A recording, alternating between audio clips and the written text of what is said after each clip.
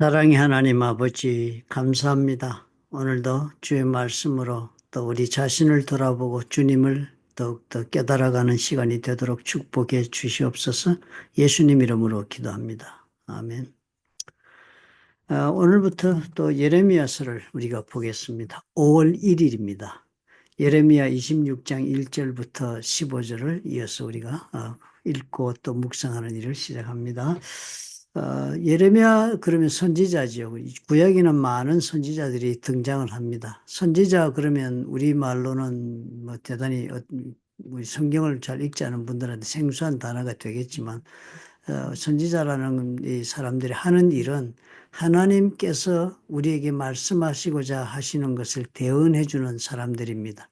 하나님께서 우리에게 말씀을 하실 때 대언자를 보내셔서 말씀을 하는 그런 시절이 구약 시절이었으니까 구약 시대에 하나님의 말씀을 대신 전해주는 사람이니까 즉 우리로 하여금 하나님의 뜻을 알도록 그렇게 가르쳐주고 도와주는 사람이라고 우리가 그렇게 이해하면 되겠습니다. 그리고 그 당시는 하나님 자신은 우리에게 그 관계를 맺을 때 이 선지자들을 통해서 말씀을 전해 주셔서 하나님의 관계를 맺어가던 그런 시절이었습니다. 지금 우리가 얼마나 좋아 예수 그리스도가 오신 다음에는 성령께서 우리 속에 내주하셔서 그 선지자들이 성령의 감동하심으로 하나님을 가르쳐주는 그런 중개자 역할을 했는데 이제는 우리가 어떻게 직접 성령의 감동하심으로 하나님의 뜻을 깨달을 줄 아는 그런 위치에 우리가 지금 놓여 있다. 그런 자리에 있다는 것이 얼마나 고마운 은혜인지 알 수가 없습니다. 이 선지자들이 하신 말씀은 언제나 그러니까 꼭 말씀을 전할 필요가 있을 때 이분들이 등장하니까요. 주로 이제 잘못해서 교정하고 돌이키기를 위해서 선지자들이 보내지는 것이 거의 대부분입니다. 그러니까 그들이 지금 현재 너희들이 무엇을 잘못하고 있느냐를 지적해주고 그렇게 잘못을 계속하면 너희들 삶에 지금 이런 사필귀정 결과가 이렇게 나쁜 결과가 나올 것이다. 그러니까 이 길에서 돌이키라. 그래서 바로 하도록 행해라 하는 것이 선지자들이 얘기하고 있는 모든 말씀의 방정식입니다. 그런 것을 우리가 이해하고 오늘도 이 말씀을 읽어보면 좋겠습니다. 그러면 이 말씀에는 선지자가 특별히 뭘 지적을 하고 있는가? 매번 선지자들마다 지적하는 바가 다르니까요. 오늘은 그걸 생각하고 읽으시면은 중간 2절에 이렇게 보면은 많은 말 가운데 이런 말이 나옵니다. 모든 말을 전하되 한마디도 감하지 말라. 선지자에게 그렇게 당부를 합니다. 에레미야에게 하나님께서 말씀하시기를 하나님 말씀 그대로 전해줘라. 하나도 빼지 말라는 거예요.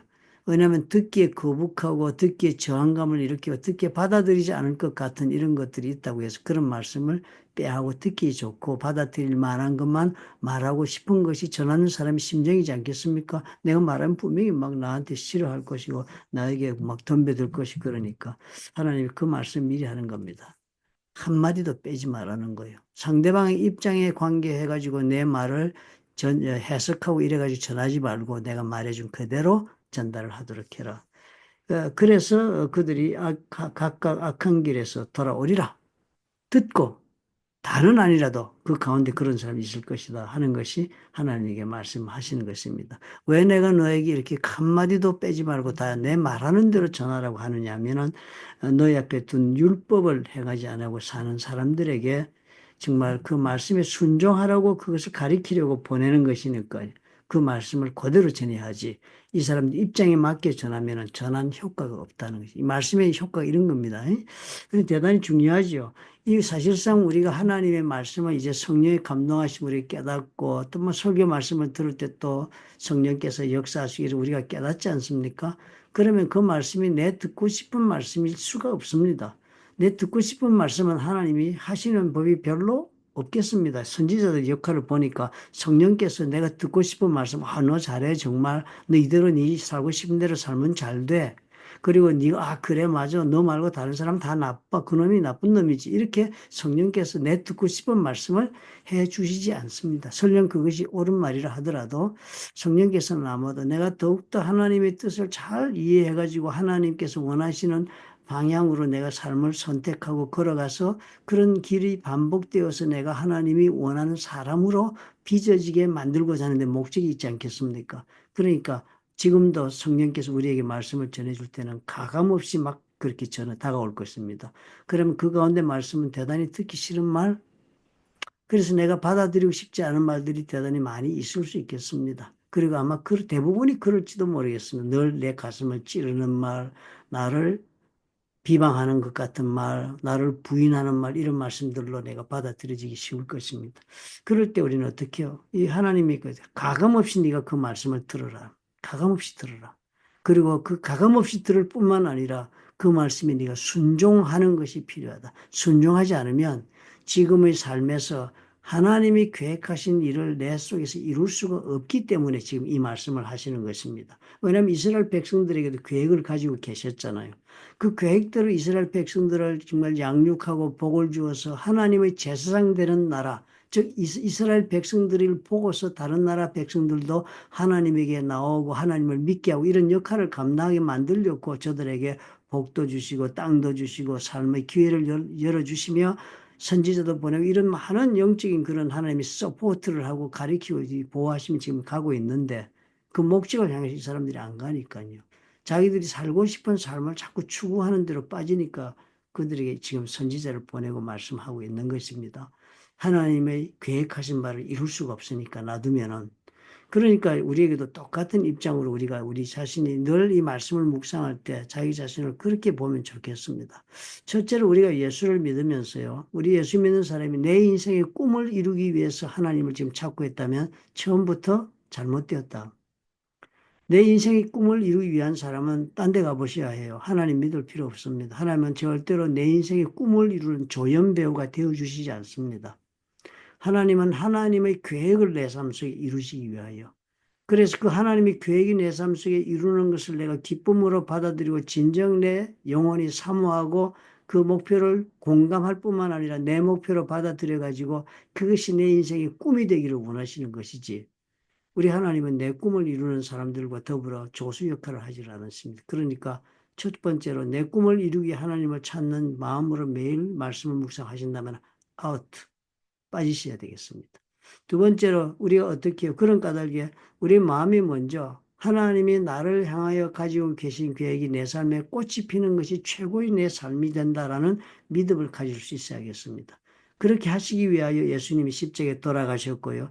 그렇게 할 수 있는 사람으로 나의 능력 부어짐에 내 삶을 이끌어가기 위하여 나의 내일을 그렇게 창조하기 위하여 주님이 부활하셨다는 이 두 가지 믿음을 가지고 어떻게 해요? 성령께서 오늘 나에게 말씀하실 때 가감없이 그 말씀을 그대로 들으며 순종할 수 있는 우리가 되어야 되겠다는 것입니다.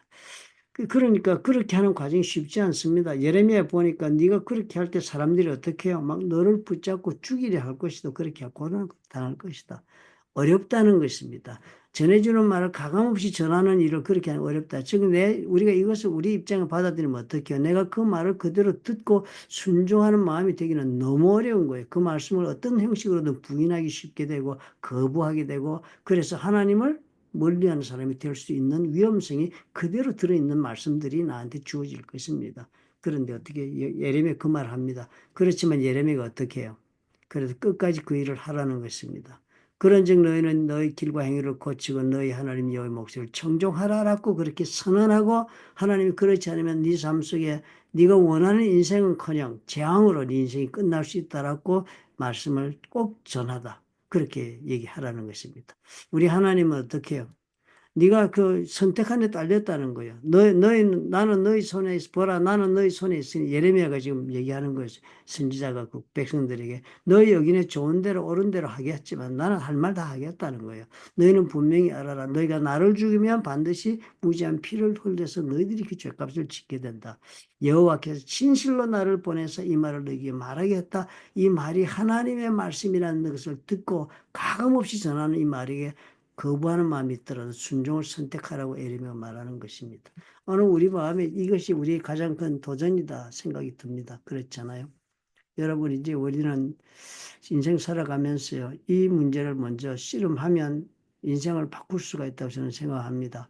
하나님의 뜻이 내 삶 속에서 펼쳐지도록 해야 한다. 그것이 내 꿈이 되고 그것이 내가 인생의 이상적인 그런 삶의 목표가 되고 할 때만이 정말 하나님이 함께 하시는 놀라운 삶을 살 수 있다는 것을 우리가 첫째로 마음에 받아들이고 선택해야 합니다. 그리고 그 다음에는 어떻게 해요?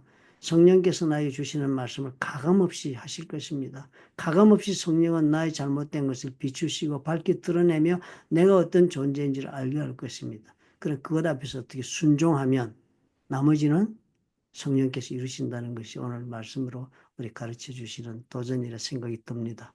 그럼 오늘 우리가 그렇게 한번 마음 정리해 보면 어떨까요?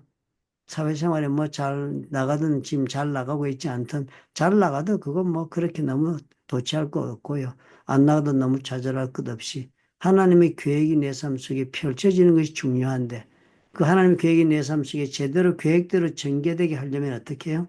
말씀 묵상할 때마다 주는 도전이 있잖아요. 그 말씀 앞에 그냥 어린아이 같이 잘못 지적하면 잘못한 대로 받아들이고 그리고 고치라고 그러면 고치면서 의심하거나 하나님과 변론하지 말고 한번 그 믿음의 길을 선택해 보면 어떨까? 나는 할 수 없습니다. 나는 아직 아닙니다. 이런 대답하기 전에 주님 말씀하시면은 내가 정말 생각에는 불가능하고 하고 싶지도 않고 꼭 해야 된다고 생각도 안 들지만은 주께서 내 마음에 이렇게 깨닫게 하시고 감동을 주시니까 한번 해보겠습니다.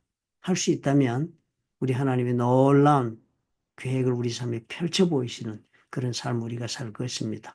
이스라엘은 그거 못해가지고 그거 할 수 있는 단계까지 엄청난 훈련을 당하지 않았습니까?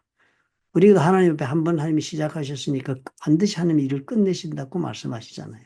그럼 우리 인생도 꼭 그럴 것입니다.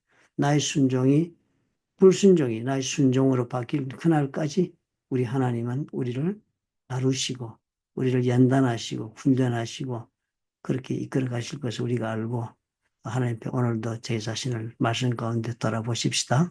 좋으신 아버지 하나님 감사합니다. 성령께서 내 마음에 깨닫게 하시고 부담을 지우며 그리고 정말 갈등하게 하는 말씀이 있거든. 다 내려놓고 말씀하시는 대로 한번 어린아이와 같이 바보같이 순종해 보겠다는 그런 결단을 우리가 내릴 수 있도록 축복해 주시옵소서. 내 꿈을 이루는 것이 내 삶의 목표였다면 오늘이라도 그 꿈을 내려놓고 하나님의 뜻이 내 삶 속에 이루어지도록 그것이 내 꿈이 되도록 우리 하나님 기도하는 우리가 되도록 축복해 주옵소서. 예수님 이름으로 기도합니다. 아멘.